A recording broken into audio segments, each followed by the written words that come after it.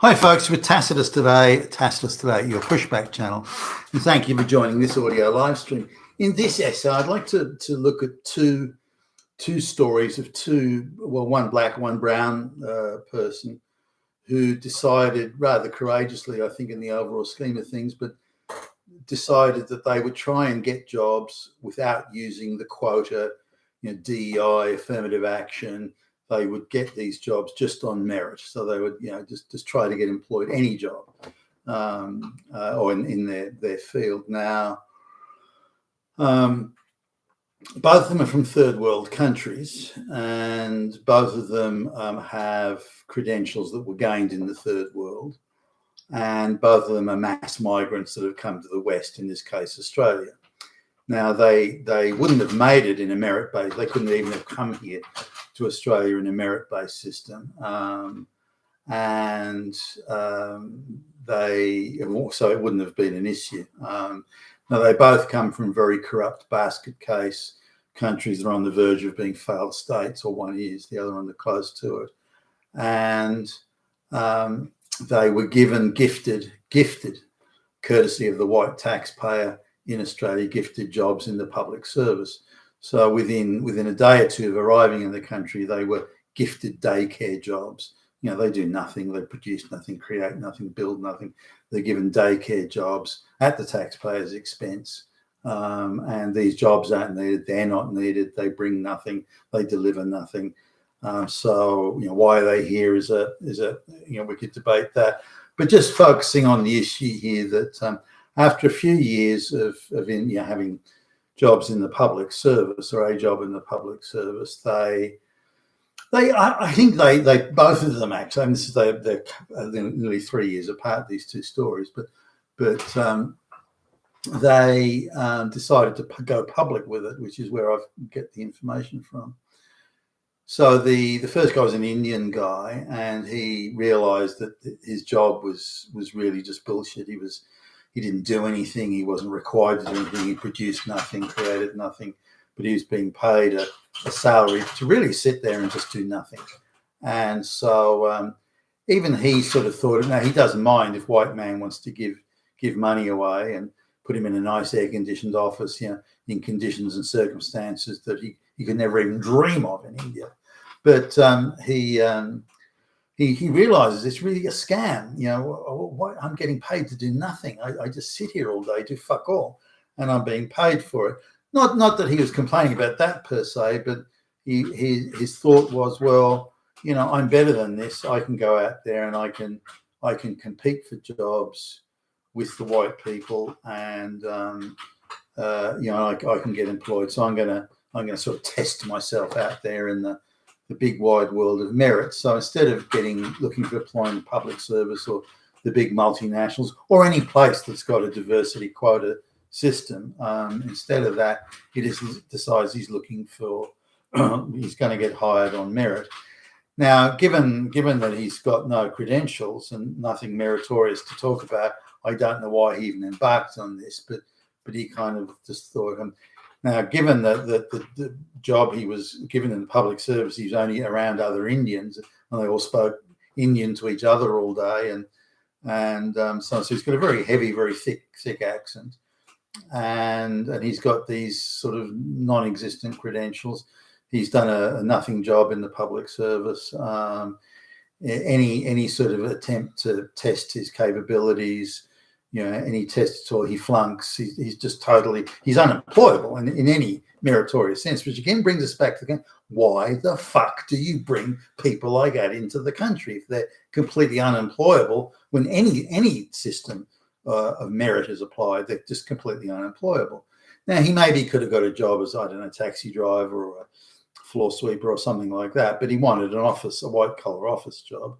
And so close on 2 years down the track, he hasn't got a job, and so he gives up and realizes that it's not such a bad deal. So the minute he decides to give up, he instantly can get a job in the public service again.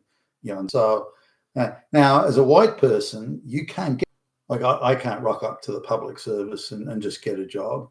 These people they can just walk in the door without qualifications or credentials, because these jobs are reserved for them, and the merit bar that they have to meet is non-existent. Whereas the merit bar, as a straight white male, the merit bar that I would have to meet is very high, and so I can't get a lot of those jobs. If any of them, if I was to try and get them, I'm not wanting to work for the public service, but were I to try that, I couldn't get those jobs. But these completely unqualified third world peasants, they can get these jobs because they're reserved and gifted. They're just a form of daycare for the mass migrant swarms and hordes that are coming in, and again, all at taxpayer expense. The reasoning is, if you read between the lines of some of the government pronouncements, is, well, by doing this, we're creating a new middle class of migrants by gifting them jobs that they haven't earned or haven't meritoriously acquired, but somehow magically, it's going to result in a new middle class of people from third world peasantry or something like that. I think that's total madness. But anyway, that's the sort of Marxist, if you like, reasoning behind it. A bit like in the Soviet Union, the communist countries, they would deliberately get hold of low IQ people and give them a special place in pure mathematics at university or something like that, thinking that somehow this was going to create a magical equity type society, equal outcome society. So anyway, the guy gives up, raises the white flag. Nah, that's that. I can't compete here. I can't get the job. So he cites that racism was the problem. So, stop a minute. You're being gifted a job straight off the plane. You walk off the plane, the next day you're in a public service job, reasonably well paid, that you haven't earned, you're totally not qualified for. You're not needed, you're not wanted, and yet this job is good. So why is that? Isn't that reverse racism, if you want to play the racism game? Now, at his own admission, he's worked, the public service departments he worked in, there wasn't a single white person in those departments. Well, if 70% of the population was white, then isn't that a problem? I mean, if 70%, shouldn't 70% of the employees be white? No.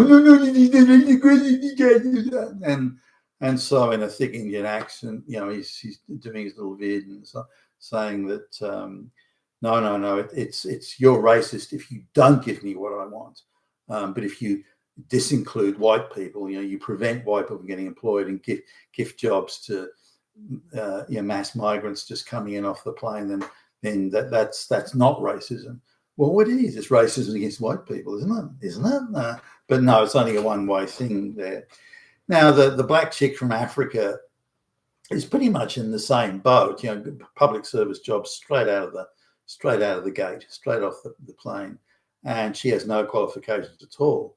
Like she's got she types at 20 words a minute and has got a certificate from some fucking third world shithole college or something that says that, and so she reckons she's skilled migrant. And she said, well, and her reasoning when she arrived, well, if I wasn't skilled, why would they give me a visa? Why would they bring me into the country if I wasn't skilled? It must be because I'm fucking super skilled that they brought me in. That's why, because there's no one else that can type in Australia. That's why.